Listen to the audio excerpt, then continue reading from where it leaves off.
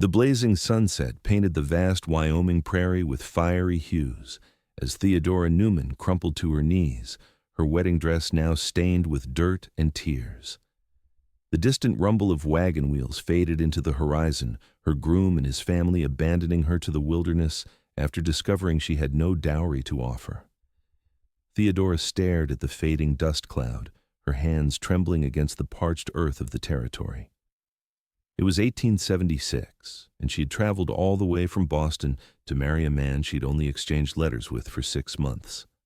Harold Wilkins had promised her a life of comfort on his family's ranch. Instead, when she arrived and his mother discovered Theodora's father had gambled away their family fortune, leaving her penniless, they had driven her miles from town and left her with nothing but the clothes on her back. "You misrepresented yourself, girl," Mrs. Wilkins had sneered from the wagon. "No son of mine will marry a pauper who lied her way west." Night was approaching quickly, and Theodora had no food, no water, and no shelter. The prairie stretched endlessly in every direction, tall grasses swaying in the wind. She knew enough about the West to understand that survival alone out here was nearly impossible. Theodora gathered her skirts and stood, her legs wobbling beneath her. Her corset felt too tight as panic set in. She had to find shelter before darkness fell completely. Wolves and other predators would be hunting soon. She walked in what she hoped was the direction of the nearest town, though in truth, she had completely lost her bearings.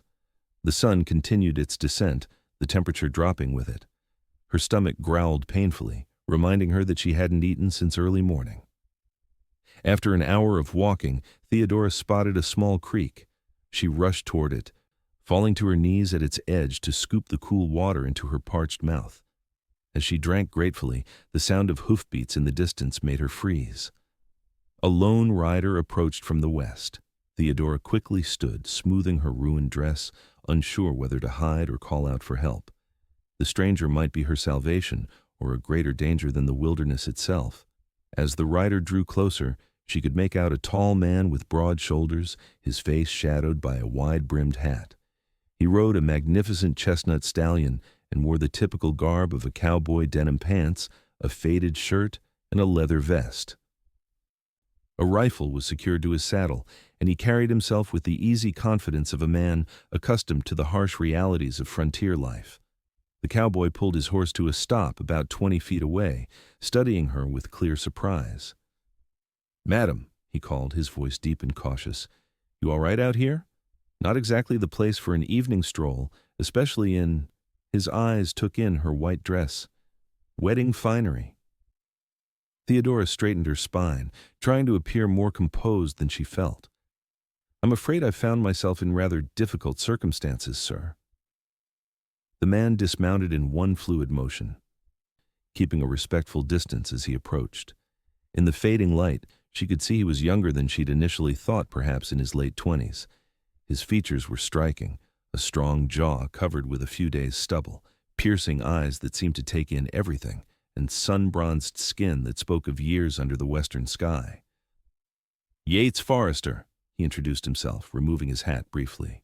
"Ranch foreman at the Triple Creek."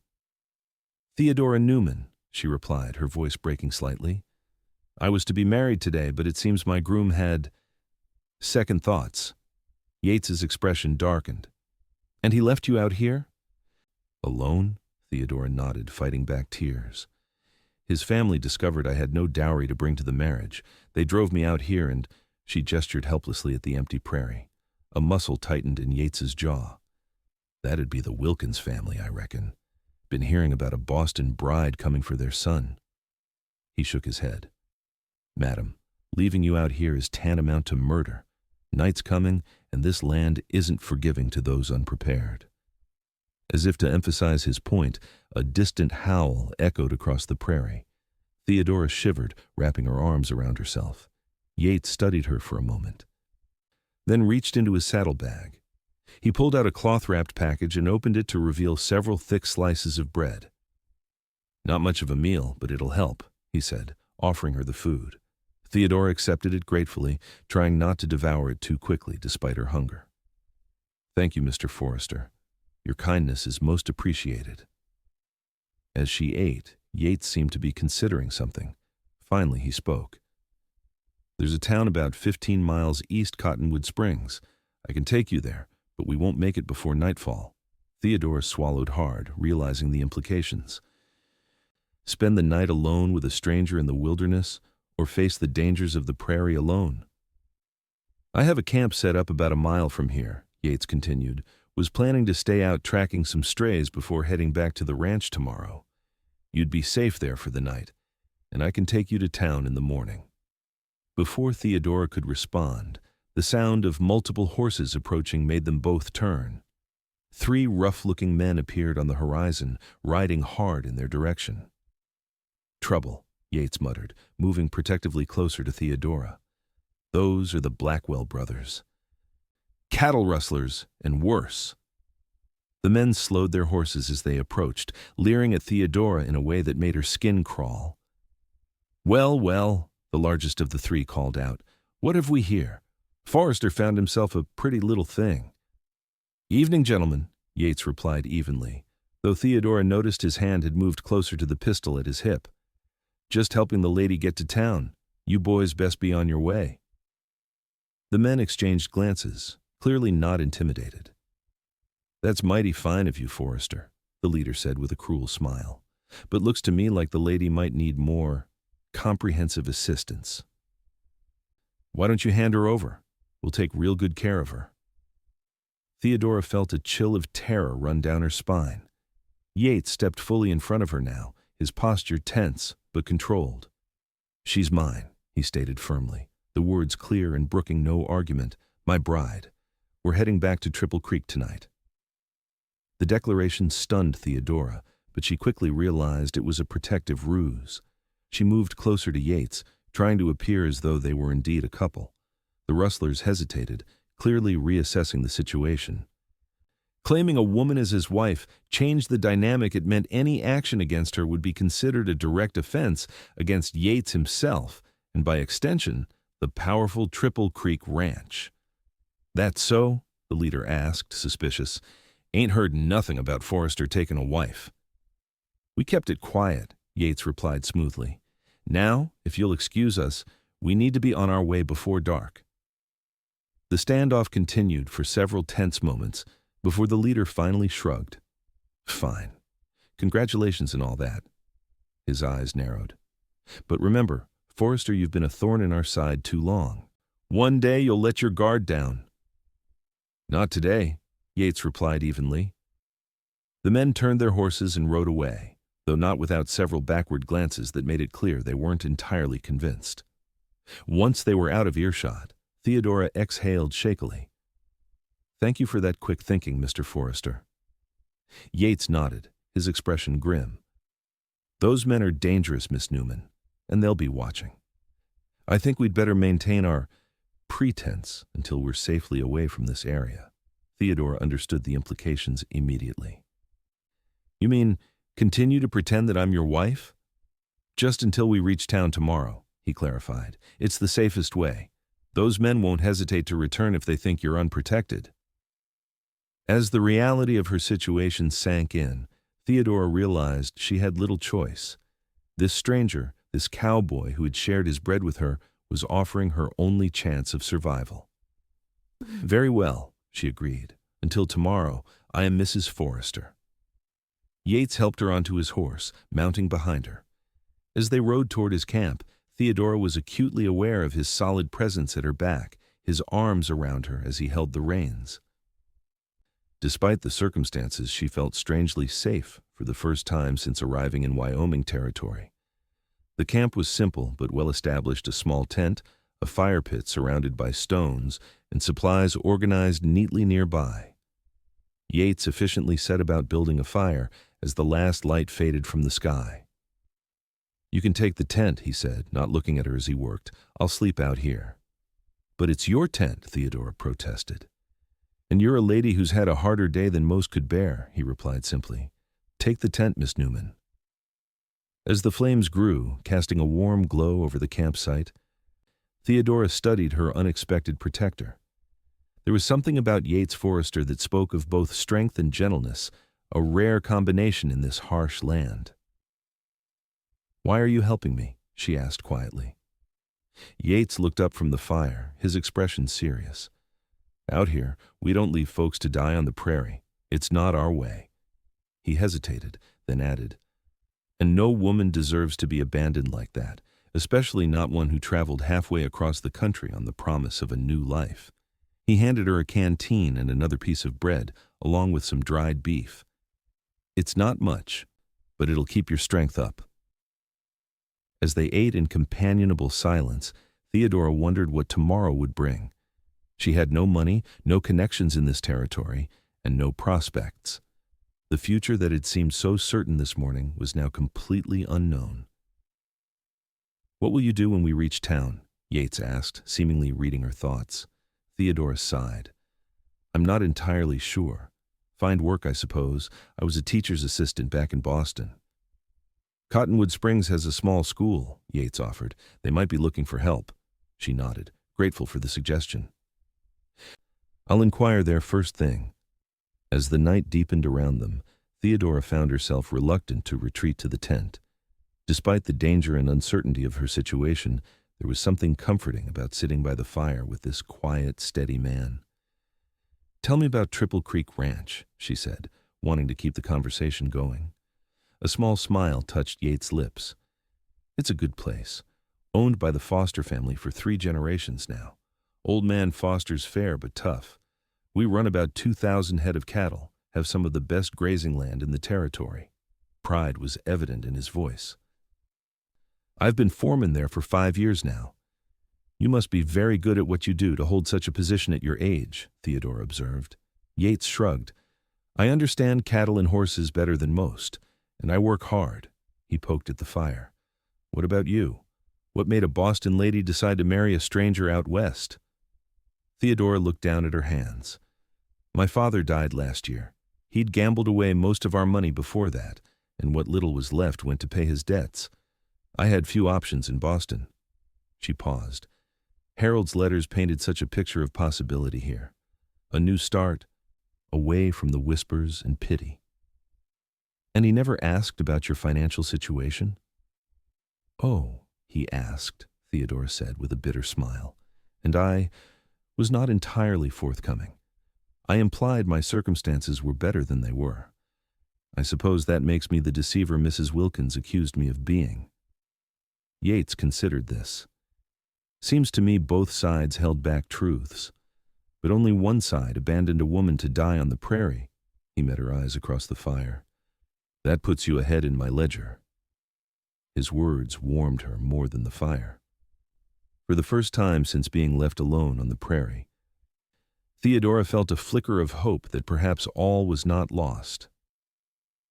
As the night grew colder, Yates insisted she take his heavy coat before retiring to the tent. The simple canvas structure was small but clean, with a bedroll laid out neatly.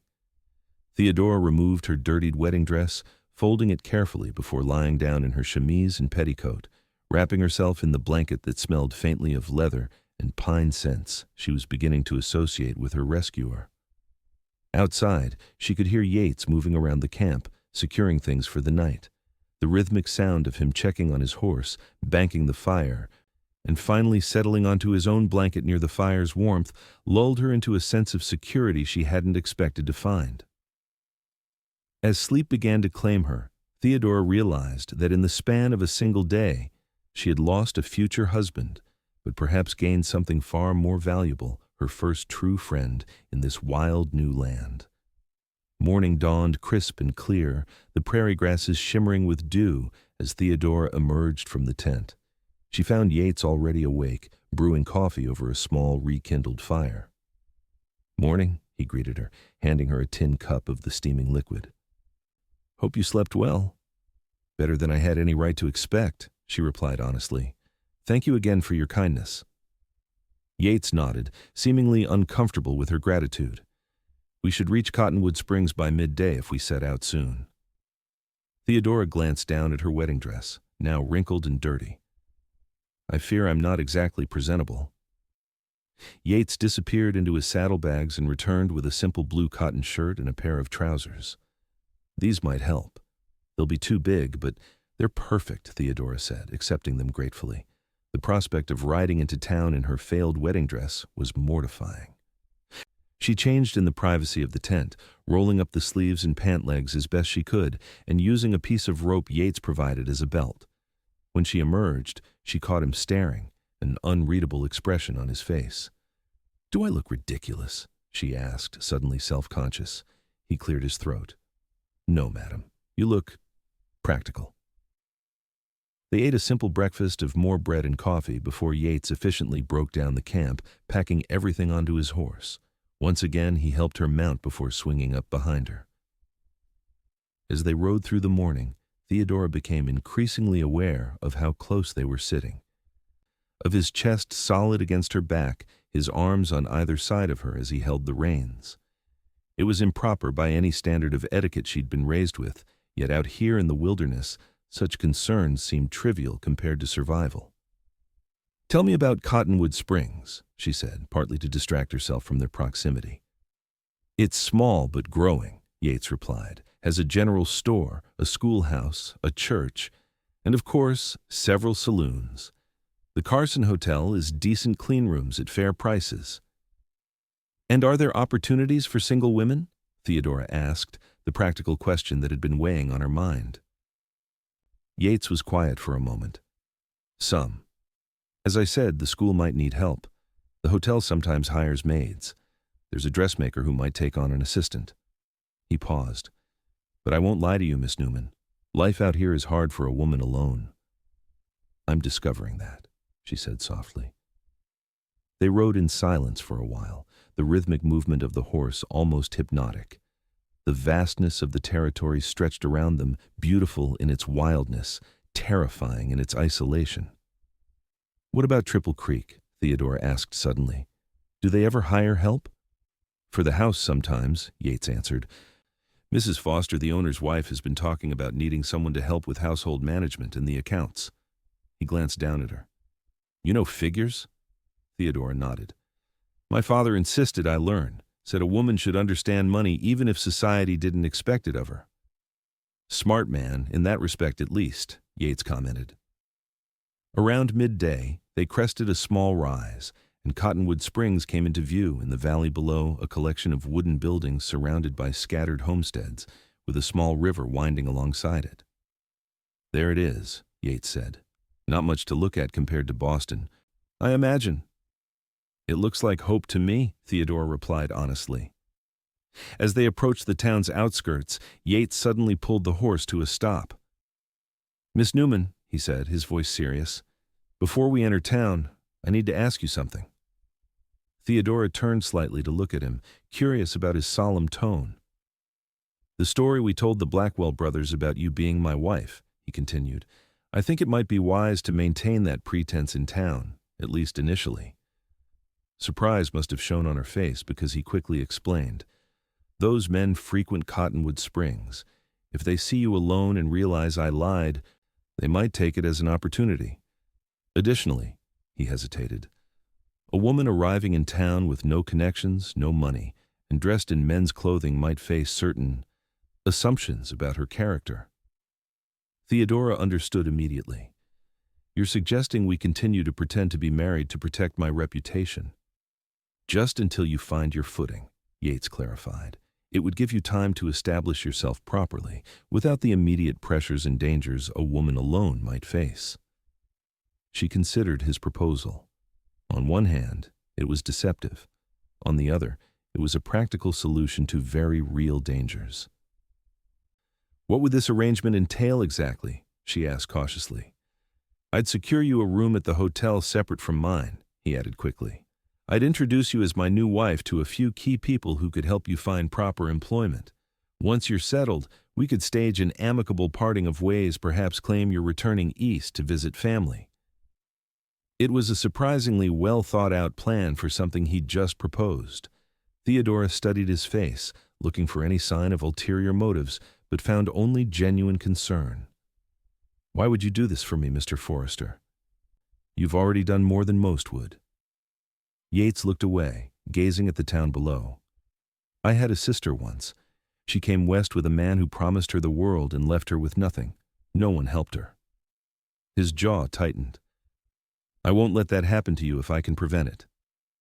The personal revelation touched Theodora deeply. I'm sorry about your sister. He nodded once, acknowledging her sympathy without dwelling on it.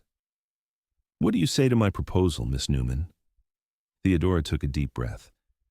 I say that for the time being, Mrs. Forrester would be honored to accompany her husband into town. A small smile touched Yates's lips. Then let's go, Mrs. Forrester. As they rode into Cottonwood Springs, Theodora straightened her spine and lifted her chin. Yesterday she had been abandoned as a bride.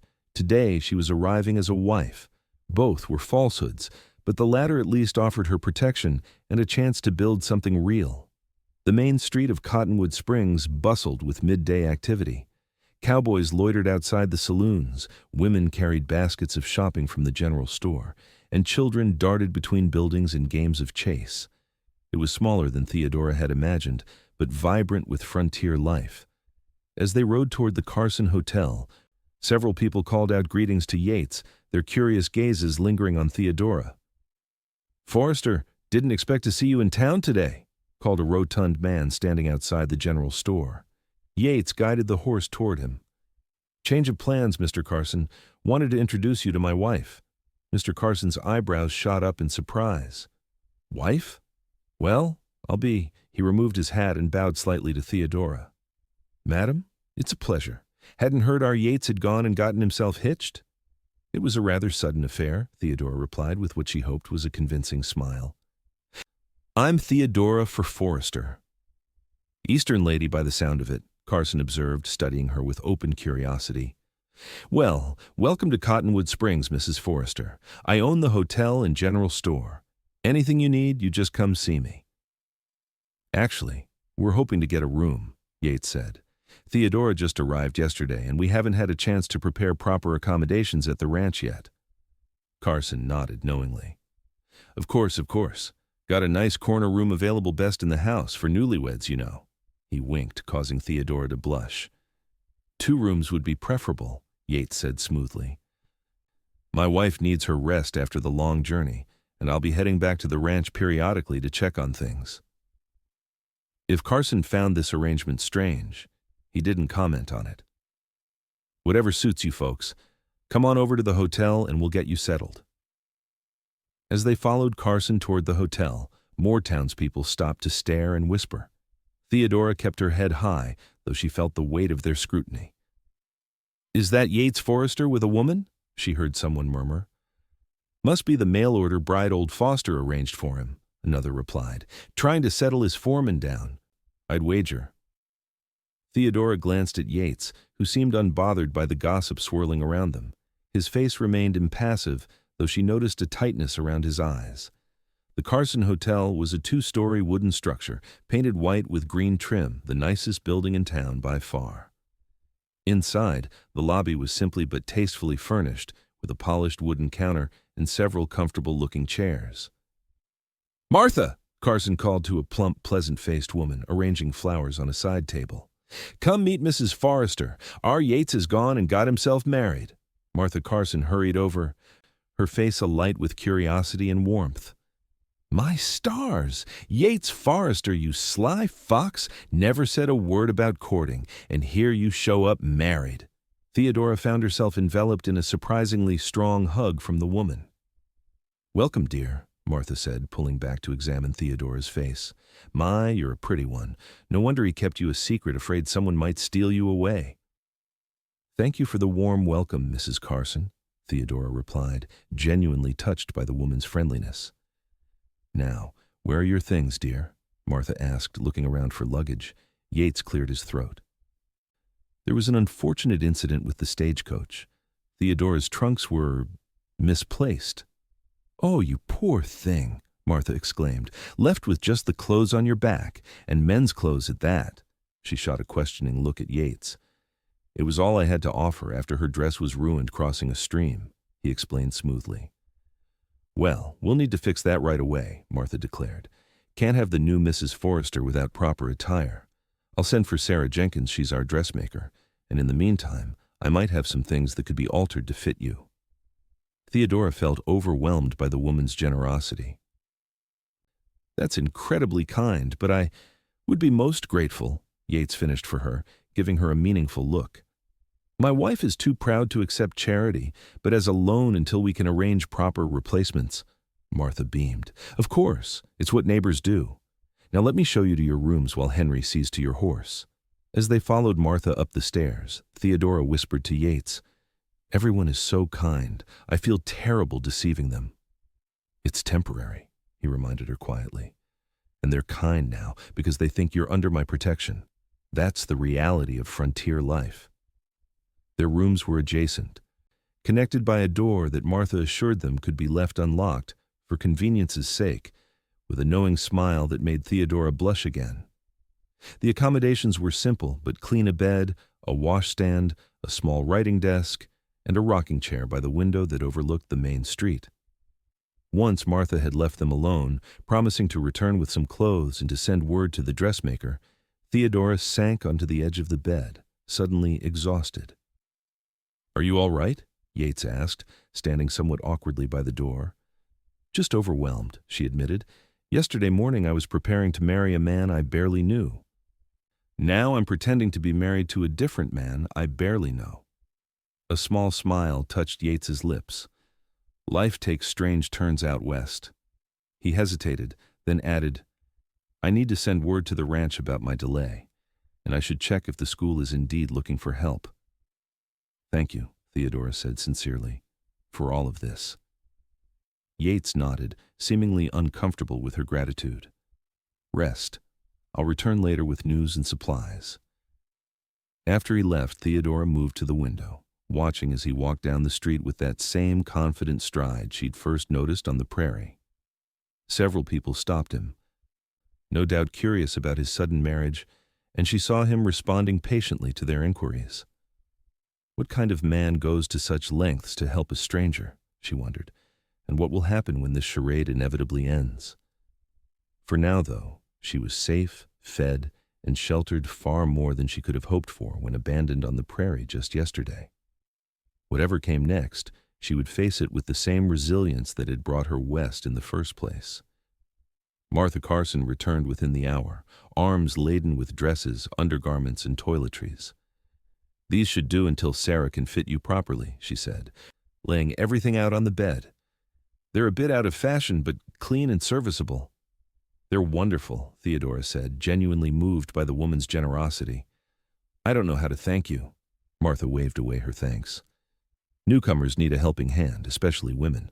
The West isn't kind to those who stand alone. She studied Theodora with kind but shrewd eyes. Now, dear, if you don't mind my asking, how did you and Yates meet? He's not exactly known for his social nature. Theodora had anticipated such questions and had prepared a story that stayed as close to the truth as possible. We corresponded by letter for several months. I was in difficult circumstances in Boston after my father's death, and a mutual acquaintance suggested Yates as a potential connection. She forced a smile. When we finally met in person, things progressed rather quickly. Martha nodded, seemingly satisfied with this explanation. Yates is a good man, best foreman in the territory, according to my Henry. Old man Foster relies on him completely. She lowered her voice conspiratorially. Though between us, I never thought he'd marry. Too married to that ranch already, if you ask me. He's been very kind, Theodora said truthfully. Well, I'll leave you to freshen up, Martha said, heading for the door. Sarah Jenkins will be by later for measurements, and we're expecting you both for dinner downstairs. No arguments. The whole town's curious about Yates Forrester's bride, and my dining room's the respectable place to satisfy that curiosity. After Martha left, Theodora selected a simple blue dress from the pile and changed gratefully out of Yates's oversized clothes. The dress was a bit loose in the waist and tight across the shoulders, but it was clean and feminine, a vast improvement over her current state. She used the provided wash basin to clean her face and hands, and managed to arrange her hair into something presentable using the small mirror above the washstand. By the time a knock came at her door announcing the dressmaker's arrival, Theodora felt almost human again. Sarah Jenkins was a tall, thin woman with clever eyes and quick hands. She wasted no time in taking Theodora's measurements, all while peppering her with questions about Boston fashions and her whirlwind romance with the town's most eligible bachelor. "I can have 2-day dresses and a simple evening dress ready by the end of the week," Sarah said, jotting notes in a small book. "Nothing fancy, mind you, but respectable enough for a rancher's wife." "That's very generous, but I'm afraid I don't have the funds to pay you immediately," Theodora admitted. Sarah waved this concern away. "Yates already stopped by my shop and made arrangements, said to put it on his account." She smiled knowingly. "Seems your husband is quite eager to see you properly attired." This news surprised Theodora. She hadn't expected Yates to go to such lengths for their charade. When Sarah left, Theodora returned to the window, watching the town's activities as the afternoon waned. She saw Yates emerging from a building she assumed was the schoolhouse, engaged in conversation with an older woman. They spoke for several minutes before shaking hands, and Yates headed back toward the hotel with what appeared to be good news. Sure enough, he knocked on her door minutes later, his expression more relaxed than she'd seen it before. "The school needs a teacher's assistant," he announced without preamble. "Their enrollment has doubled this year with new families arriving. Miss Holloway, the headmistress, was quite interested when I mentioned your experience in Boston." "That's wonderful news," Theodora exclaimed, genuinely excited at the prospect of meaningful work. "She'd like to meet with you tomorrow morning," Yates continued. "I took the liberty of arranging an introduction." "Thank you," Theodora said, then hesitated. "Mr. Forrester." "Yates," he corrected her. "If we're supposed to be married, you should use my given name." "Yates," she amended, the name feeling strangely intimate on her lips. "Sarah Jenkins mentioned you've arranged to pay for my new clothes." He shrugged, looking slightly embarrassed. "It seemed the most practical solution. A foreman at Triple Creek makes a decent wage, and I don't spend much." "I intend to repay you," Theodora said firmly, "every cent, once I'm earning my own way." Something like respect flickered in his eyes. "As you wish." "Mrs. Carson has invited, or rather, commanded us to dinner downstairs," Theodora informed him. "She says the town is curious about your bride." Yates grimaced slightly. "I expected as much. Small towns run on gossip." He glanced at her attire. "You look nice, more appropriate than my old work clothes." "Martha has been very kind," Theodora replied, feeling a blush rise to her cheeks at his offhand compliment. "We should coordinate our story before facing the Inquisition," Yates suggested, moving to sit in the rocking chair while Theodora perched on the edge of the bed. "I've already told a few people we corresponded by letter before you traveled west." "Yes, I said the same to Martha," Theodora confirmed. "It's close enough to the truth to be believable." They spent the next half hour aligning their fictitious history, how they had been introduced through a mutual acquaintance. True, in a way, since Harold Wilkins had inadvertently led to their meeting.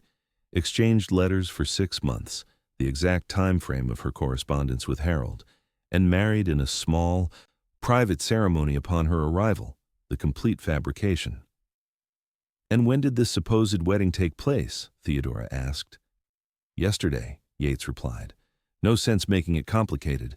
We were married by a traveling preacher outside of town, which explains why no one here witnessed it." Theodora nodded, impressed by his attention to detail. "You've thought this through quite thoroughly." "Survival out here depends on anticipating problems before they arise," he said simply.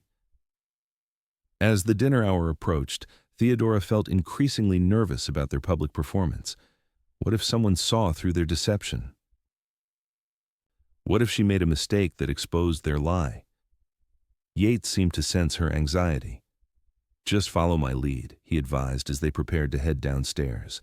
"And remember, these people want to believe in romance. A whirlwind love story between a confirmed bachelor and an Eastern lady is exactly the kind of tale they'll embrace without too many questions." He offered her his arm, and after a moment's hesitation, Theodora took it. The simple contact, his solid forearm beneath her fingers, sent an unexpected flutter through her stomach. "This is just an act," she reminded herself sternly, "a necessary deception for your safety and reputation." But as they descended the stairs to face the curious eyes of Cottonwood Springs together, Theodora couldn't help wondering if, perhaps, there might be something more genuine growing beneath the surface of their pretense. The dining room of the Carson Hotel was filled to capacity that evening, with what seemed like half the town having found some excuse to take their evening meal there. Conversations hushed momentarily as Theodora and Yates entered, then resumed with increased vigor as speculation ran rampant. Martha Carson bustled over to them immediately, beaming with pride as if she had personally arranged their marriage. "There you are, dears. I've saved the best table for you."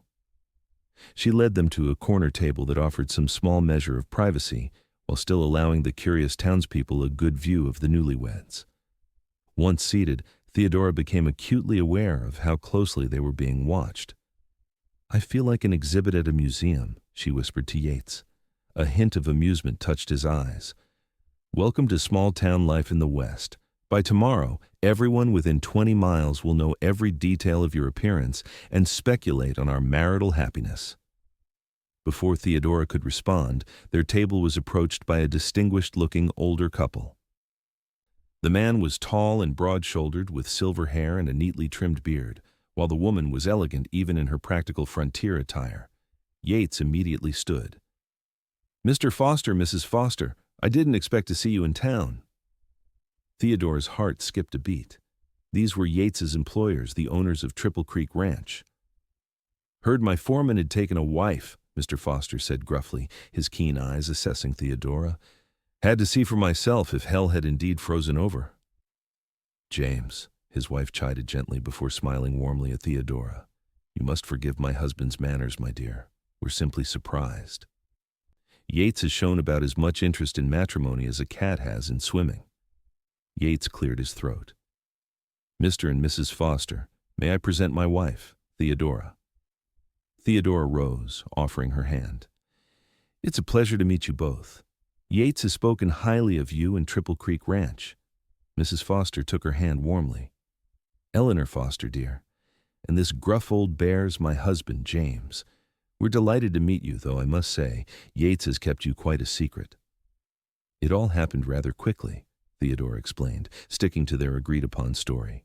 James Foster harumphed. "Quickly indeed. My foreman disappears for 2 days tracking strays and returns with a wife. Makes me wonder what else he finds when he's out looking for lost cattle." Despite his gruff tone, Theodora detected a certain fondness in the way he regarded Yates, almost paternal in nature. "Will you join us?" she offered, gesturing to the empty chairs at their table. The Fosters accepted, and soon they were all seated with plates of Martha Carson's hearty beef stew before them. The conversation flowed more easily than Theodora had expected, with Eleanor Foster asking polite questions about Boston and Theodora's journey west. "And what brought you to Wyoming territory, my dear?" Eleanor inquired. "It's a difficult journey for a young woman alone." Theodora glanced briefly at Yates before answering. "After my father's passing, I found myself at something of a crossroads. Boston held painful memories and limited opportunities." She smiled softly. Yates's letters painted such a vivid picture of the West, the freedom, the possibility. It called to something in me. "Letters, eh?" James Foster raised an eyebrow at Yates. "Never knew you for a man of words, Forrester." "Some things are worth finding the words for, sir," Yates replied, his eyes meeting Theodora's across the table. Something in his gaze and intensity she hadn't seen before made her breath catch. For a moment, it was easy to forget they were playing roles in an elaborate charade. "Well said," Eleanor approved, watching them with a knowing smile. "And what are your plans now, Theodora? Will you be joining us at Triple Creek?" Before Theodora could answer, Yates spoke. "Theodora has a meeting with Miss Holloway tomorrow about assisting at the school. She was a teacher's assistant in Boston." "Is that so?" Eleanor looked pleased. "How wonderful. The children here need all the education they can get." She turned to her husband. "James, didn't you mention just last week that we needed someone with a head for figures to help organize the ranch accounts?" James nodded reluctantly. "Been getting too complicated for Marge to handle along with her other duties." "Perhaps Theodora could help with that as well," Eleanor suggested. "Divide her time between the school and the ranch." Theodora saw the opportunity immediately. "I would be delighted to help in any way I can. My father ensured I was thoroughly versed in bookkeeping and accounts." James studied her thoughtfully. "We'll see how you do with Miss Holloway first. If she's satisfied with your abilities, we can discuss a similar arrangement at Triple Creek." "Thank you, sir," Theodora replied, genuinely grateful for the potential opportunity. As dinner continued, more townspeople found excuses to approach their table and introduce themselves to Mrs. Forrester. Each introduction required a careful balance of truth and fiction, but Theodora found herself falling into the role with surprising ease.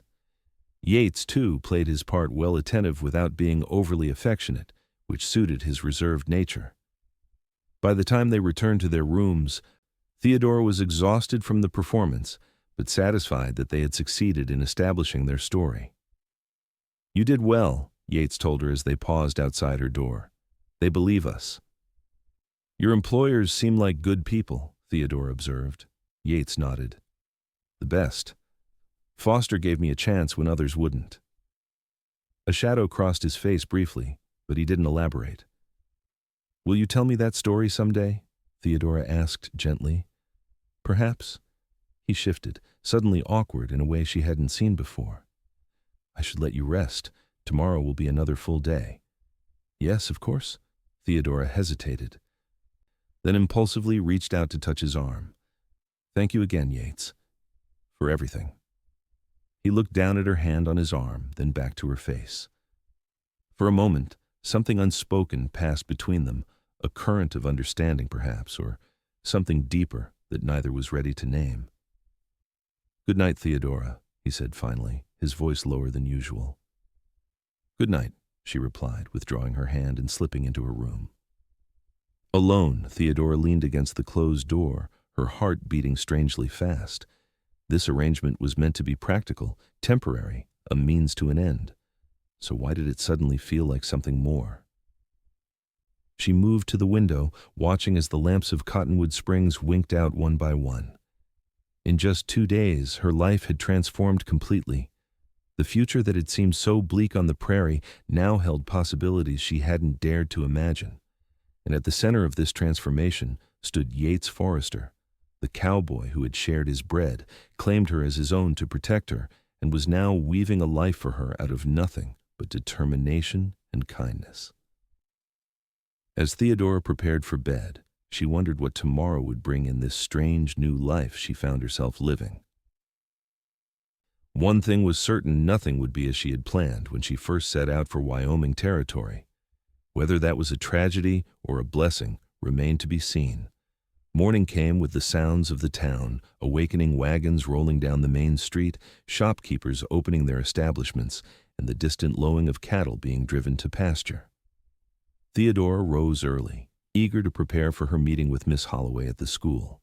She selected the most conservative of Martha's loan dresses, a high-necked navy blue garment with modest white trim, and arranged her hair in a simple but neat style. Looking in the mirror, she hoped she presented the image of a respectable, educated woman suitable for molding young minds. A knock at her door announced Yates, who had also risen early. He was freshly shaven, his hair neatly combed, wearing a clean shirt and his least worn pair of trousers. "You look very proper," he commented, taking in her appearance. "Miss Holloway will approve." "As do you," Theodora replied, noting his efforts to present himself well. "Will you be accompanying me to the school?" Yates nodded. "For the introduction, yes. Then I need to check on some supplies for the ranch while we're in town." He hesitated. "Foster wants us both back at Triple Creek by tomorrow. Says there's a cabin near the main house that would suit us better than paying for rooms in town." Oh, Theodora hadn't expected things to progress so quickly. "Is that wise? Won't it be more difficult to maintain our pretense living at the ranch?" "Possibly," Yates admitted, "but it would also be strange for a foreman's wife to live in town while he works at the ranch, and the cabin would give you privacy you won't find at the hotel." He had a point. Their current arrangement at the hotel, while respectable, was temporary at best. Living at Triple Creek would establish them more firmly in the community while giving Theodora access to potential work with both the school and the ranch accounts. "Very well," she agreed. "If my meeting with Miss Holloway goes well, and she's amenable to me traveling from the ranch to assist at the school." They broke their fast in the hotel dining room, where Martha Carson provided them with hearty portions of eggs, bacon, and biscuits to fortify the newlyweds, as she put it with a wink that made Theodora blush. The walk to the schoolhouse took them through the heart of Cottonwood Springs. In the clear morning light, Theodora could better appreciate the frontier town, small but growing, with a sense of purpose and permanence that spoke of the settlers' determination to tame this wild country. The schoolhouse itself was a simple one-room building at the edge of town, painted white with a small bell tower. Children of various ages played in the yard, their shouts and laughter carrying on the morning breeze. Inside, Miss Holloway proved to be exactly as Theodora had imagined, a frontier schoolteacher, stern but kind, with intelligent eyes behind wire-rimmed spectacles and a no-nonsense manner that immediately commanded respect. "Mrs. Forrester," she greeted Theodora, the title still strange to her ears. "Mr. Forrester spoke highly of your experience in Boston. We have 26 children currently enrolled, ages 6 to 16, and I've been struggling to give them all the attention they deserve." "I understand completely," Theodora replied earnestly. "In Boston, I assisted with classes of similar size and diversity of ages. I found that dividing the children into groups based on ability rather than strictly by age often yielded the best results." Miss Holloway's expression warmed slightly. "That's precisely the approach I've been attempting to implement. Perhaps you could tell me more about your methods." For the next hour, Theodora discussed educational philosophies and practical teaching strategies with Miss Holloway, while Yates excused himself to attend to his errands in town. By the time he returned, the two women had developed a rapport and were discussing specific curriculum needs. "I believe Mrs. Forrester would be an excellent addition to our school," Miss Holloway told Yates as he rejoined them. 3 days a week would be ideal, but I understand from your explanation that she'll also be assisting with accounts at Triple Creek Ranch?" "That's the current plan," Yates confirmed. "Mrs. Foster is quite eager for the help." "A sensible division of labor," Miss Holloway approved. "Monday, Wednesday, and Friday at the school would work well with our schedule." As they finalized the arrangements, Theodora felt a weight lifting from her shoulders. In just 3 days, she had gone from abandoned bride to respected professional with not one but 2 potential positions. It seemed almost too good to be true. Walking back to the hotel, she couldn't contain her excitement. Miss Holloway is wonderful, so dedicated to those children despite limited resources. Yates smiled at her enthusiasm. "You'll be good for them. Many of these children have never met someone from the East with your level of education." "I hope I can make a difference," Theodora said sincerely, "and I'm grateful for the opportunity to contribute meaningfully." They spent the remainder of the day preparing for their departure to Triple Creek the following morning.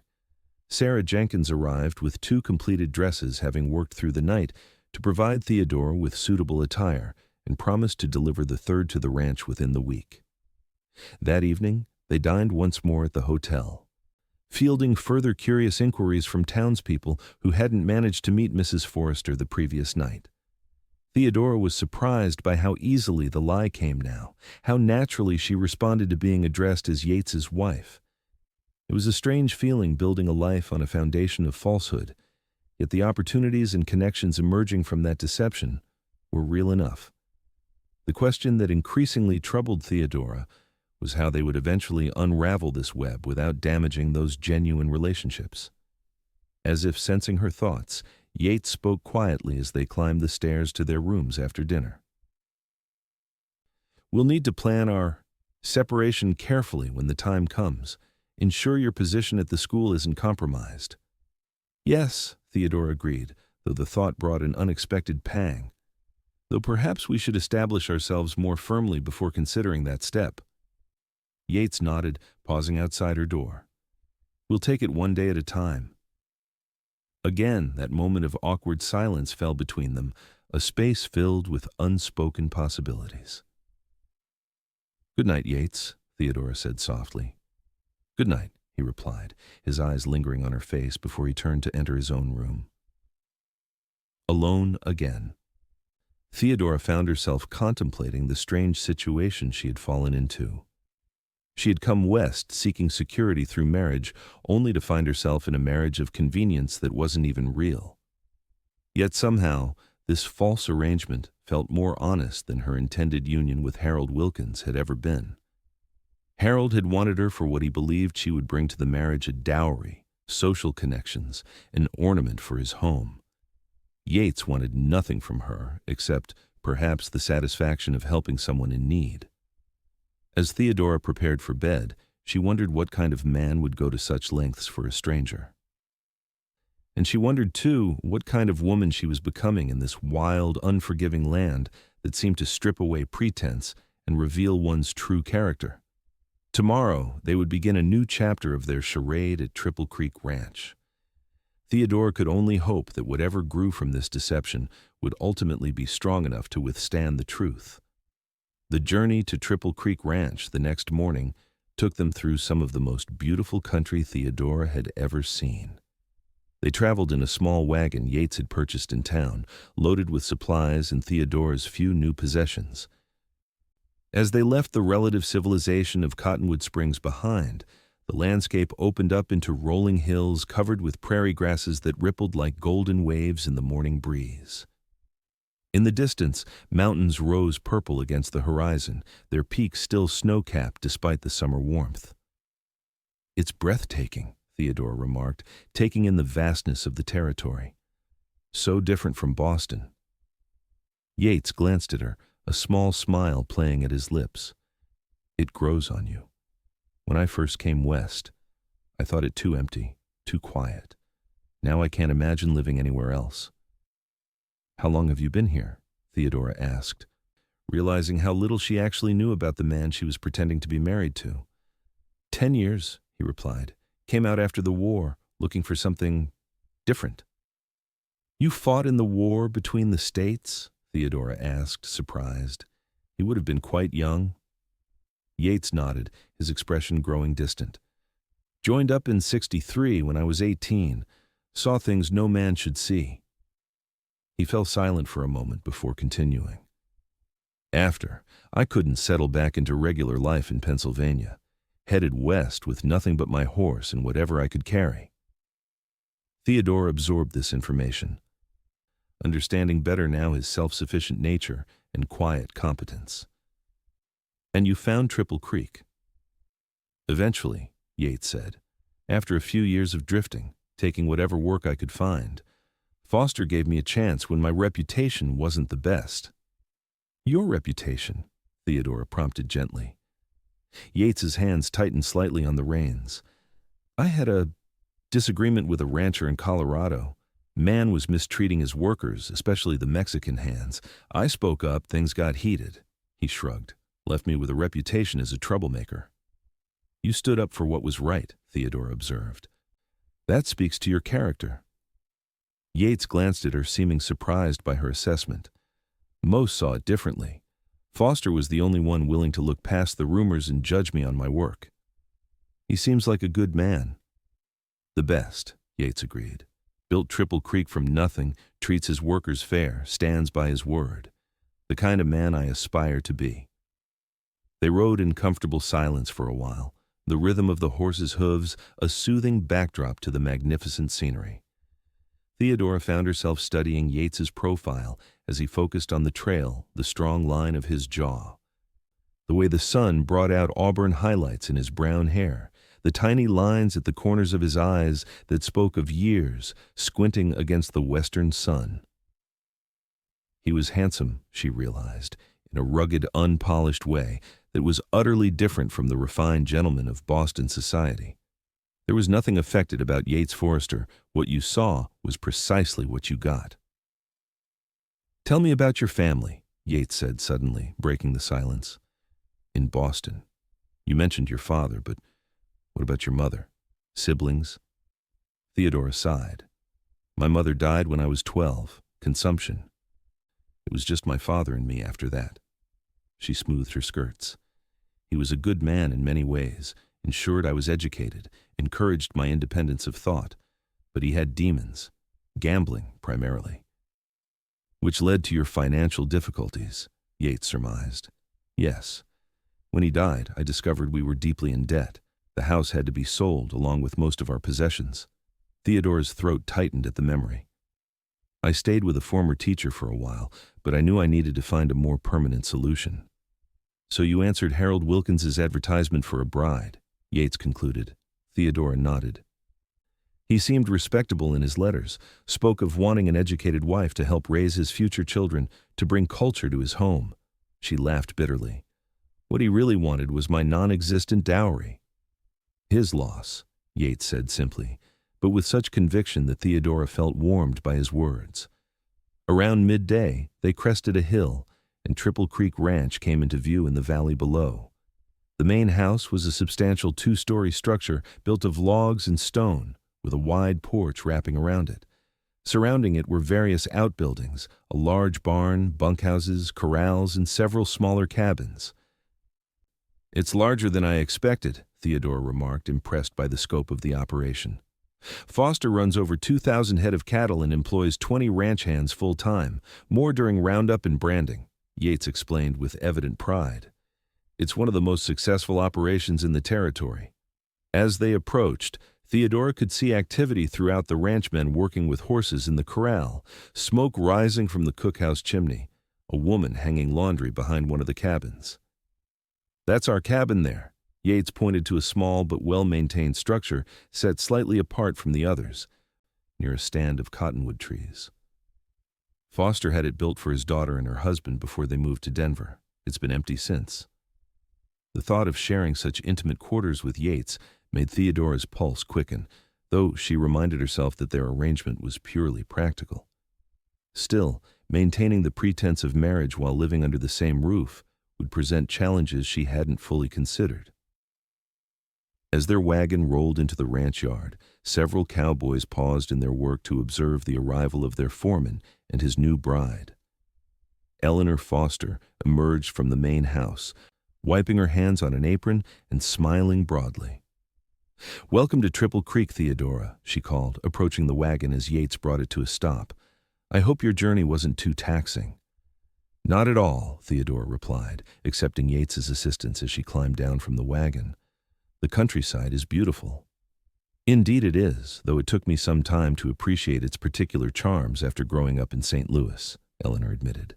"Come, let me show you to your cabin while Yates sees to the horses and your things." As Yates led the wagon toward the barn, Eleanor guided Theodora to the small cabin he had pointed out earlier. Inside, Theodora was pleasantly surprised by the cozy, well-appointed space. The main room served as both kitchen and living area, with a stone fireplace, a sturdy table with 4 chairs, and comfortable-looking furniture, including a rocking chair and a small sofa. A door led to a bedroom with a large bed covered in a colorful quilt, and a simple washstand stood in the corner. "I've had it thoroughly cleaned and aired out," Eleanor explained. "The previous occupants left most of the furniture, and I've added fresh linens and some basic provisions to get you started." She opened a cupboard to reveal flour, sugar, coffee, and other staples. "It's lovely," Theodora said sincerely. "Far more comfortable than I expected." Eleanor smiled warmly. "The West can be harsh, but we try to create pockets of civilization and comfort where we can. Especially for women, we're few enough out here that we must support one another." "I'm grateful for your kindness," Theodora said, feeling a pang of guilt at the deception they were perpetrating on this good-hearted woman. "Nonsense," Eleanor waved away her thanks. "I'm simply delighted to have another educated woman nearby. And I must say, Yates seems different since your arrival." "Different?" Theodora asked, curious despite herself. "Lighter somehow, less solitary." Eleanor studied her thoughtfully. "He's always been an excellent foreman, reliable, hard-working, fair. But he's kept to himself, never joining in the social aspects of ranch life, never letting anyone too close." She smiled. "Whatever you've done to break through that reserve, I'm grateful for it."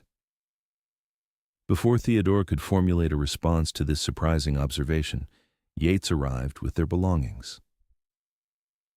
Eleanor excused herself, mentioning that dinner would be served at the main house that evening to welcome them properly.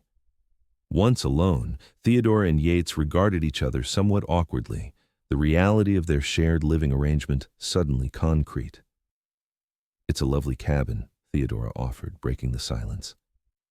Yates nodded, setting down her things near the bedroom door. "Foster built it solid. It stays warm in winter, which is important out here." Another silence fell between them, heavy with unspoken questions about how, exactly, they would manage this arrangement. "I'll take the sofa," Yates said finally, answering the most immediate concern. "It's comfortable enough, and I've slept in far worse places." "Are you certain?" Theodora asked, though she couldn't deny her relief. "I don't wish to displace you from your own bed." "It's not my bed," Yates pointed out reasonably. "And yes, I'm certain." With that practical matter settled, they began organizing their few possessions. The process was oddly domestic, deciding where things should go, how the space should be arranged to accommodate both of them. As they worked, Theodora found herself watching Yates when he wasn't looking, the careful way he handled her new dresses as he hung them on pegs, his efficiency in arranging his own sparse belongings, the unconscious grace of his movements in the small space.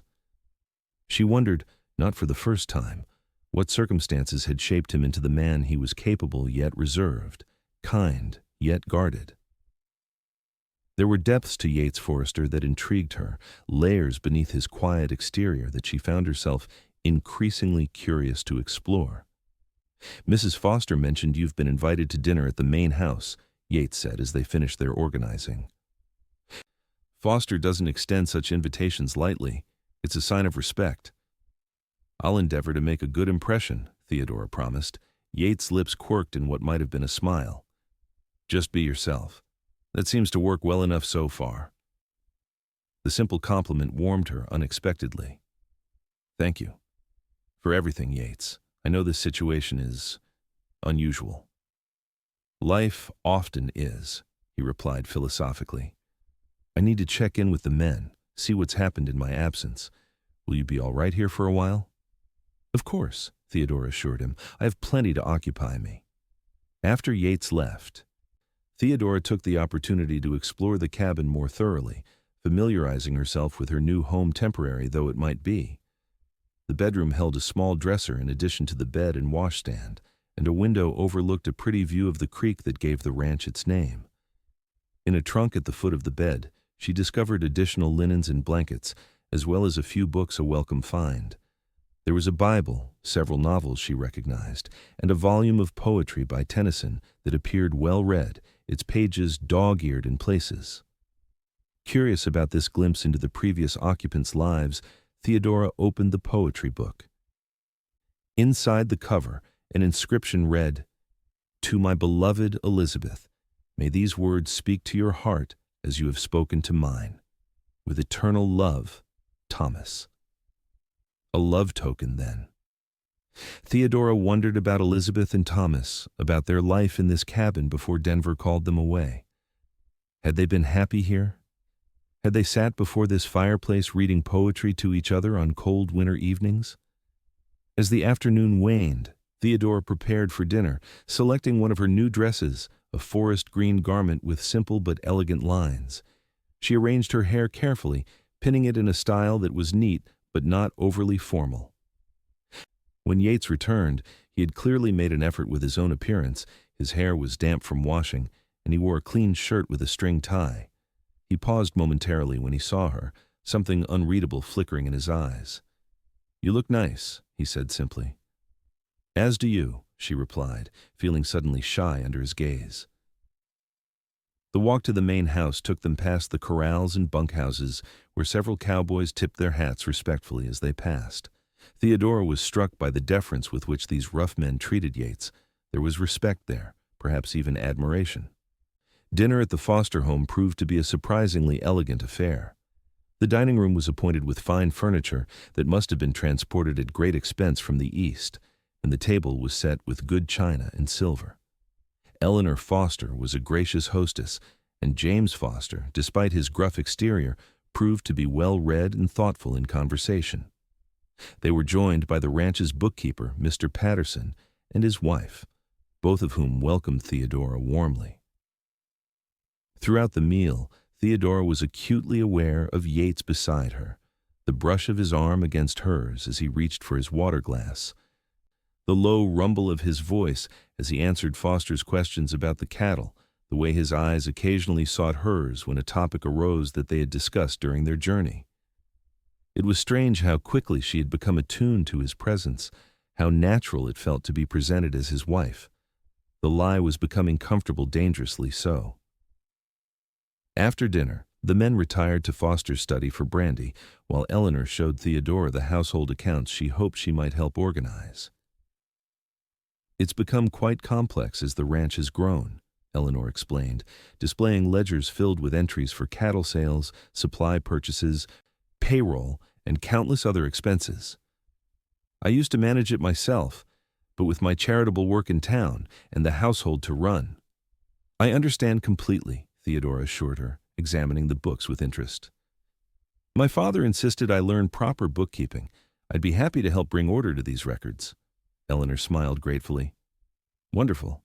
Perhaps you could come to the house on Tuesdays and Thursdays. That would complement your schedule at the school nicely."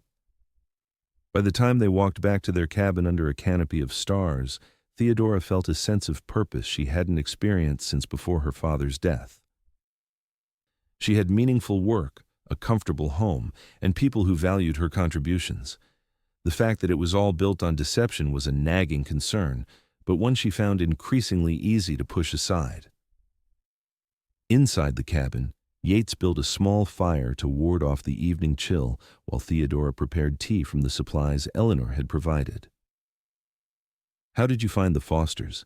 Yates asked as they sat before the fire, the domesticity of the scene not lost on Theodora. "They're lovely people," she replied honestly, "kind, intelligent, and surprisingly refined for frontier ranchers." "Foster came west with money and education," Yates explained. "Built Triple Creek through smart business decisions, not just hard work. Eleanor was a school teacher before they married. She established the first school in the county." "That explains a great deal," Theodora mused. "Mrs. Foster mentioned she's involved with charitable work in town." Yates nodded. "She organizes assistance for families in need, especially widows and orphans. Started a small library, too. She's a force to be reckoned with in her quiet way." They fell into comfortable silence, watching the flames dance in the fireplace. Outside, the night sounds of the ranch distant cattle lowing, the occasional whinny of a horse, the soft hooting of an owl created a peaceful backdrop to their thoughts. "This is nice," Theodora said softly, almost to herself. Yates glanced at her, his expression thoughtful. "It is." Something in his tone made her look up, meeting his eyes across the small space between them. The firelight cast his features in warm relief, softening the usual reserve of his expression. "Yates?" she began, not entirely sure what she wanted to say, only knowing that something needed to be acknowledged between them. "It's been a long day," he interrupted gently, setting aside his empty cup. "We should rest. Tomorrow you begin your work at the ranch, and I need to ride out early to check the north pasture." The moment, whatever it might have been, passed, and Theodora nodded in agreement. "Of course. Good night, then." "Good night, Theodora." She retreated to the bedroom, changing into her nightgown behind the closed door. As she slipped beneath the quilt, she could hear Yates moving about in the main room, banking the fire, arranging his makeshift bed on the sofa. Theodora stared up at the ceiling, her mind filled with conflicting thoughts. This arrangement was meant to be temporary, practical, a stepping stone to her independence. Yet somehow, in the course of just a few days, it had begun to feel like something more. The cowboy who had shared his bread on the prairie, who had claimed her as his own to protect her, was now sharing his life with her in ways neither of them could have anticipated. And Theodora was beginning to wonder if perhaps fate had brought them together for reasons beyond mere circumstance. With these thoughts swirling in her mind, she drifted into sleep. The sound of Yates's quiet breathing in the next room, a strangely comforting lullaby. The days that followed established a rhythm to their shared life at Triple Creek. Yates rose before dawn each morning to begin his duties as foreman, often returning to the cabin for a quick midday meal that Theodora prepared between her own responsibilities. On Mondays, Wednesdays, and Fridays, Yates drove her to town in the wagon for her work at the school, where she quickly became an indispensable assistant to Miss Holloway. The children responded well to her gentle but firm approach, especially the younger ones who benefited from the individual attention she could provide, while Miss Holloway focused on the older students. Tuesdays and Thursdays found Theodora at the main house, bringing order to the ranch accounts with an efficiency that impressed both the Fosters and Mr. Patterson, the bookkeeper who had initially been skeptical of her abilities. "Never seen the ledger so organized," he admitted after their first week working together. "You've got a real head for figures, Mrs. Forrester." The name still gave her pause occasionally, this identity she had assumed out of necessity that was beginning to feel like her own. In town and at the ranch, she was known and respected as Yates Forrester's wife, a status that afforded her protections and opportunities she might never have had otherwise. Their domestic arrangement, too, had settled into a comfortable pattern. Yates continued to sleep on the sofa, despite Theodora's periodic offers to trade places. They shared meals, quiet evenings by the fire, and conversations that grew increasingly personal as the days passed. Theodora learned about Yates's childhood in Pennsylvania, his parents who had died when he was 16, the sister he had mentioned who had followed a man west, only to be abandoned and eventually die of fever in a mining town. "I couldn't save her," Yates confessed one evening, his voice rough with old grief. "By the time I tracked her down, it was too late." "Is that why you helped me?" Theodora asked gently. "Because of your sister?" Yates considered this. Partly, perhaps, but also because it was the right thing to do. No one deserves to be left with nothing, especially not someone who crossed half a continent on the promise of a better life. In turn, Theodora shared stories of her own life, her mother's gentle guidance before her untimely death, her father's brilliance and fatal flaws, her dreams of someday having a school of her own. "You could do it here," Yates suggested. "Cottonwood Springs is growing. They'll need a proper academy soon, not just a one-room schoolhouse." His belief in her abilities touched Theodora deeply. No one had taken her ambitions seriously before, not her father, who saw education as a means to make her a more attractive marriage prospect. And certainly not Harold Wilkins, who had expected a decorative wife with a substantial dowry. As September gave way to October, the prairie took on the golden hues of autumn. The days grew shorter, the nights cooler, and the work at Triple Creek intensified as preparations began for the coming winter. It was during this busy time that the Fosters announced they would be hosting a harvest dance at the ranch, a tradition, Eleanor explained, that brought together the scattered homesteads and ranches of the county for an evening of music, food, and community before the isolation of winter set in. "It's the social event of the season," Eleanor told Theodora as they worked together on the invitations. "Everyone attends, ranchers, townspeople, even some of the more friendly Indians from the reservation." The preparations consumed much of Eleanor's time, and by extension, Theodora's as well. There were decorations to be made, food to be planned, and the great barn to be cleared and cleaned for dancing. "You'll need a proper dress," Eleanor declared a week before the event. "Something special for your first Triple Creek harvest dance as Yates's wife." The reminder of their deception stung Theodora, but she smiled and agreed that her current wardrobe, while adequate for daily life, lacked anything suitable for a celebration. The following day, a package arrived from town, a length of deep burgundy silk that Eleanor had ordered specially. "Sarah Jenkins can work wonders with this," she declared. "I've already sent word for her to come to the ranch to fit you." True to Eleanor's prediction, Sarah created a gown that was both appropriate for frontier society and flattering to Theodora's figure, the rich color complementing her fair complexion and bringing out the amber highlights in her brown eyes. When the night of the dance arrived, Theodora found herself uncharacteristically nervous as she prepared.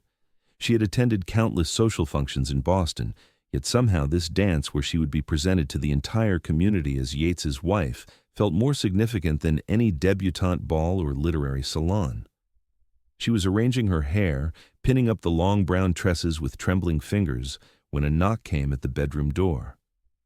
"Theodora," Yates called, "we should leave soon." The Fosters are expecting us to arrive early to help with the final arrangements. Just a moment, she replied, securing the last pin and surveying her reflection. The woman who looked back at her from the small mirror seemed different from the one who had been abandoned on the prairie 2 months ago, more confident perhaps, or simply more at peace with her circumstances. When she emerged from the bedroom, Yates was waiting by the fire, dressed in his best clothes, a dark suit that, while not fashionable by Eastern standards, fit him well and emphasized his broad shoulders and tall frame. He had trimmed his beard and combed his hair neatly, and the overall effect was striking. He turned as she entered, and the expression that crossed his face made Theodora's breath catch. For a moment, he simply stared, something like wonder in his eyes. "You look beautiful," he said finally, the simple words carrying more weight than the most elaborate compliment. "Thank you," Theodora replied, feeling a blush rise to her cheeks. "You look quite handsome yourself." Yates cleared his throat, seemingly uncomfortable with the direction of the conversation. "We should go." The walk to the main barn, already glowing with lantern light and buzzing with activity, gave Theodora time to compose herself. The strange flutter in her stomach whenever Yates looked at her these days was becoming harder to ignore, as was the realization that their arrangement, meant to be temporary, had somehow become the foundation of a life she was increasingly reluctant to abandon. The barn had been transformed under Eleanor's direction. Lanterns hung from the rafters, casting a warm glow over the space cleared for dancing. Long tables lined one wall, laden with food prepared by the ranch cook and contributions from neighboring homesteads. At the far end, a small group of musicians was tuning their instruments, a fiddle, a guitar, an accordion, and a banjo. People began arriving as the sun set, ranch families in wagons, townspeople on horseback or in buggies, cowboys in their best clothes with their hair slicked down in unsuccessful attempts at taming it. The Blackwell brothers were noticeably absent, a fact that Yates noted with evident relief. Foster made it clear they weren't welcome after their last attempt to rustle Triple Creek cattle, he explained quietly to Theodora, as they greeted arriving guests alongside the Fosters. As the barn filled with people, many approached Theodora and Yates specifically to congratulate them on their marriage, some for the first time since the news had spread, others repeating sentiments they had already expressed in town. "Never thought I'd see the day Yates Forrester took a wife," commented an older rancher, slapping Yates good-naturedly on the back. "You must be something special, madam, to have caught our confirmed bachelor." "She is," Yates replied simply, his hand coming to rest lightly on the small of Theodora's back in a gesture that felt both protective and possessive. The musicians struck up a lively tune, and couples began to form on the makeshift dance floor. James Foster led Eleanor in the first dance, setting the example for the others to follow. "Shall we?" Yates asked, offering his hand to Theodora. She hesitated, suddenly nervous. "I don't know these dances. In Boston, everything was so formal, so structured." "It's not so different," Yates assured her. "Just follow my lead." And so she did, allowing him to guide her into the swirling patterns of a country dance that was indeed more exuberant, but not entirely unlike the reels she had learned in finishing school. Yates proved to be a surprisingly capable dancer, moving with the same quiet confidence he brought to everything else. As they turned and stepped in time to the music, Theodora found herself laughing with genuine delight. Yates smiled in response, a real smile that reached his eyes and transformed his usually serious face. "You should do that more often," she said impulsively. "Dance?" he asked, guiding her through a turn. "Smile," Theodora clarified. "It suits you." Something shifted in his expression, a softening, a vulnerability she hadn't seen before. "I haven't had much cause to before now." The simple statement, delivered without artifice or expectation, touched something deep within Theodora. In that moment, surrounded by the music and movement and joy of the harvest dance, she realized with startling clarity that she was falling in love with Yates Forrester. The revelation should have frightened her. Their entire relationship was built on a necessary deception, a practical arrangement that had always been intended to be temporary. Yet, As Yates's hand held hers, as they moved together in perfect synchronicity, nothing had ever felt more real or more right. They danced for hours, sometimes together, sometimes with others, as tradition dictated.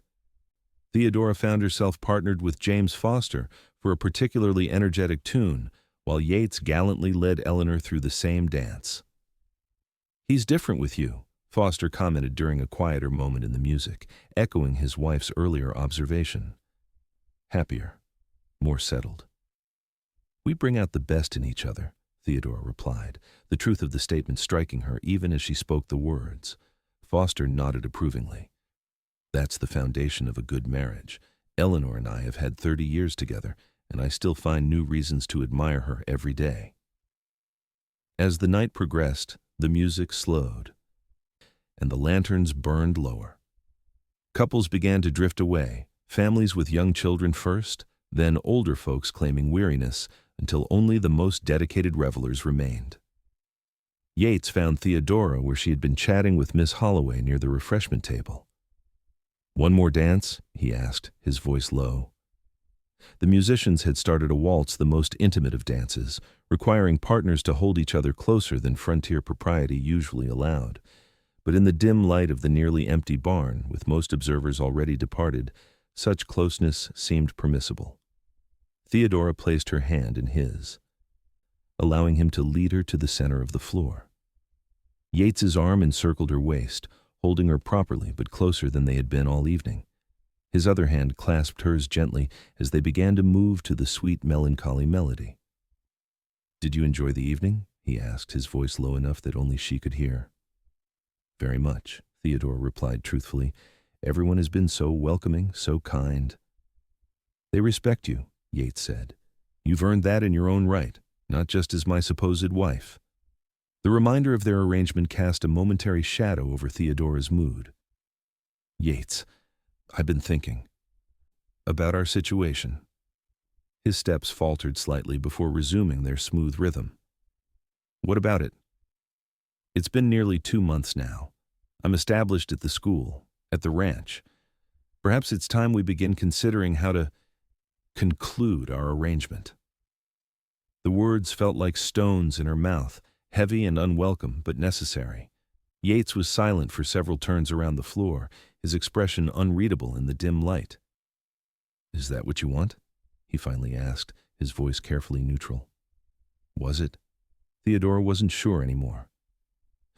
The practical arrangement that had begun on the prairie had evolved into something she hadn't anticipated, something that felt increasingly genuine despite its fictional origins. "I don't know," she admitted softly. "I only know that the longer we continue this deception, the more difficult it will become to end it without hurting people who have shown us nothing but kindness." Yates's arm tightened almost imperceptibly around her waist. "What if," he began, then stopped, seeming to reconsider his words. What if it didn't have to end? Theodora's heart skipped a beat. "What do you mean?"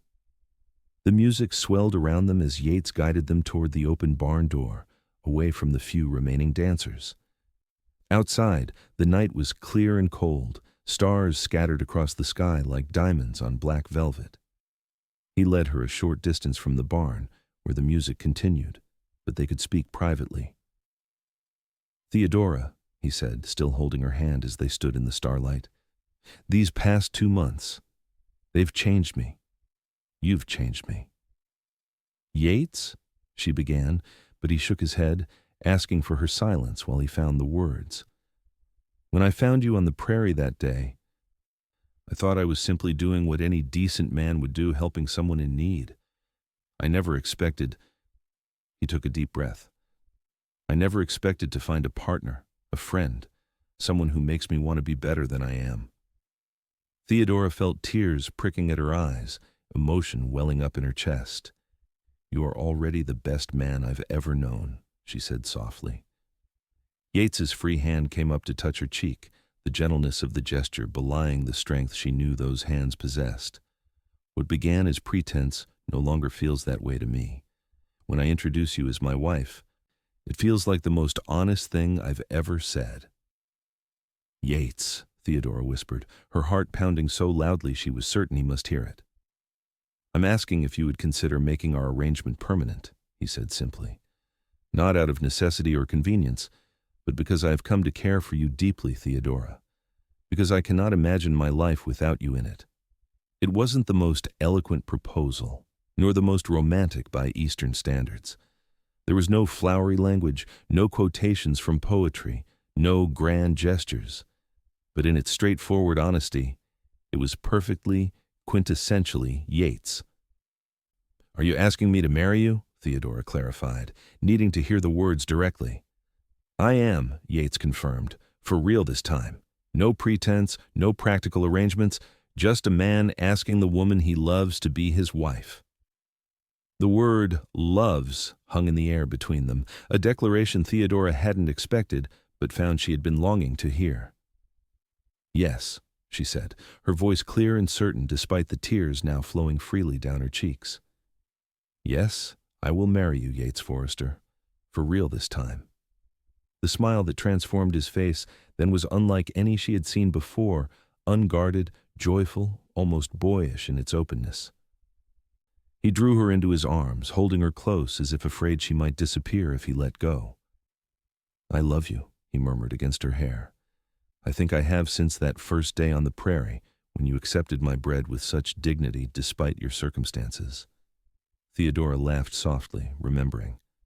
"And when you told those awful men, 'She's mine.'" "I meant it even then, though I didn't understand why," Yates admitted. "Something in me recognized something in you, I think." He drew back slightly, his hands coming up to frame her face. "May I kiss you, Theodora? As your future husband, not your pretend one."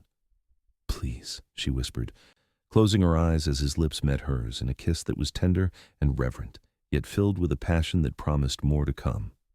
When they finally parted, breathless and smiling, Theodora rested her forehead against his chest, listening to the steady beat of his heart. "What will we tell everyone?" she asked practically. "They already believe we're married." Yates chuckled, the sound rumbling pleasantly against her ear. "The truth, or part of it, that our first ceremony was hasty, performed by a traveling preacher with no proper documentation. We'll say we want to renew our vows properly, in the church in town, with our friends as witnesses." "That's actually quite brilliant," Theodora said, impressed by his solution. "I have my moments," Yates replied with a smile in his voice. "And it gives you the wedding you deserve, one where you're marrying a man who truly loves you, not running from a difficult situation." Theodora looked up at him, her heart full to bursting with love for this quiet, steadfast man who had changed her life in ways she could never have imagined. "When?" "As soon as possible," Yates said decisively. "Before winter sets in fully. 2 weeks from now?" 2 weeks, Theodora agreed, sealing the commitment with another kiss. As they walked back to the barn, hand in hand under the vast Wyoming sky, Theodora marveled at the strange and wonderful path that had led her here. Abandoned on the prairie without food or shelter, she had found not just survival, but love in the most unexpected place, with a cowboy who had shared his bread and claimed her as his own. Their story had begun with a lie born of necessity, but it would continue with a truth born of love, a love as vast and enduring as the Wild West itself. The wedding of Yates Forrester and Theodora Newman took place on a crisp November morning in the white-steepled church of Cottonwood Springs. Though they had presented their desire to renew their vows as a formality, the entire community embraced the occasion with enthusiasm, turning out in their finest clothes to witness the union. Eleanor Foster had taken charge of the arrangements, transforming the simple church with autumn flowers and ribbons. The town's women had prepared a feast to be served afterward in the hotel dining room, and even the weather cooperated, providing a clear, sunny day despite the season. As Theodora stood at the back of the church in a gown of ivory silk, another of Eleanor's generous gifts, she reflected on the extraordinary journey that had brought her to this moment. Just 3 months ago, she had arrived in Wyoming territory with nothing but hope and a trunk of belongings, preparing to marry a man she knew only through letters. Now, she stood ready to marry a different man altogether, one she knew deeply and loved completely. "Ready, my dear?" James Foster asked, offering his arm.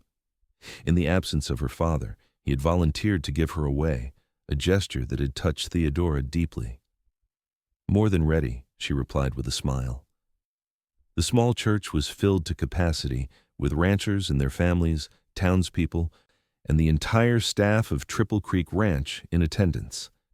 At the altar stood Yates, looking uncommonly handsome in a new suit, his expression a mixture of nervousness and joy as he watched her approach. The ceremony itself was simple but meaningful, with Reverend Thompson leading them through vows they had already been pretending to have taken.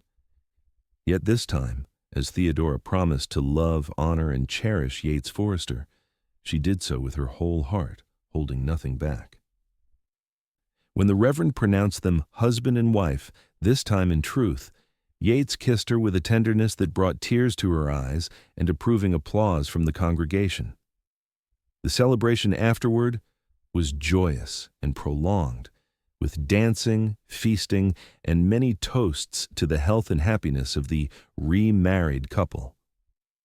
As the afternoon waned, Theodora found herself surrounded by well-wishers who had become true friends over the past months: Miss Holloway, the Pattersons, Martha and Henry Carson, Sarah Jenkins, and many others whose lives had intersected with hers since that fateful day on the prairie.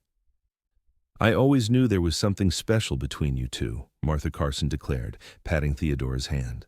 "The way he looked at you that very first day in town, that wasn't a man playing a part. That was a man in love, whether he knew it yet or not." As the celebration continued, Yates found Theodora by the punch bowl, slipping an arm around her waist with the easy familiarity of a man who now had every right to such gestures. "Happy, Mrs. Forrester?" he asked, his voice low and intimate despite the crowded room. "Completely," she replied, leaning into his embrace. "Though I must admit, it feels strange to be celebrating a wedding that everyone believes already happened." Yates smiled, the expression now coming more naturally to him than it had when they first met. "The important part is that we know the truth, that this time it's real."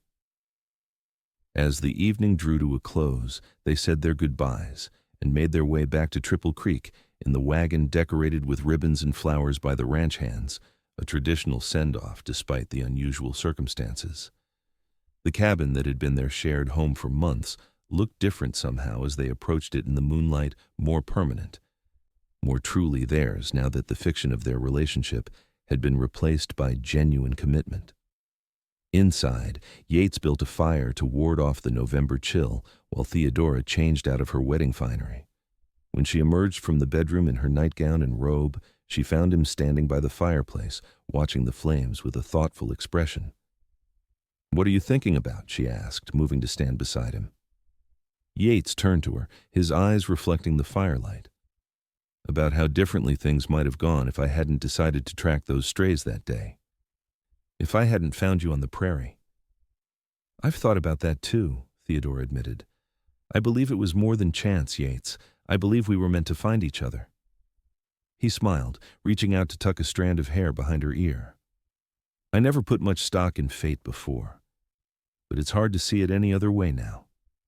As the fire crackled and the wind whispered around the eaves of their cabin, Yates drew Theodora into his arms, not as a pretend husband, not as a protector, but as a man deeply in love with the woman who had unexpectedly become his partner in every sense.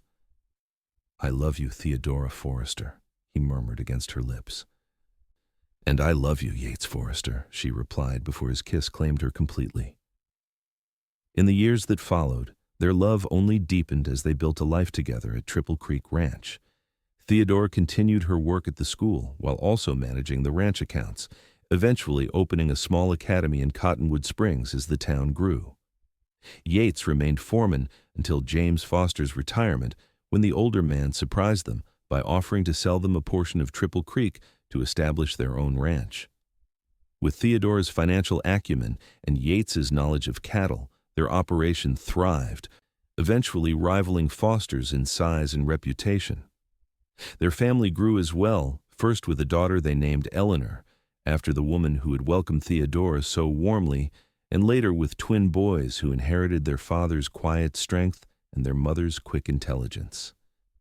Sometimes, on summer evenings when the children were asleep and the prairie stretched golden before them, Yates and Theodora would sit on the porch of the home they had built, her head resting on his shoulder as they watched the sunset paint the sky in fiery hues.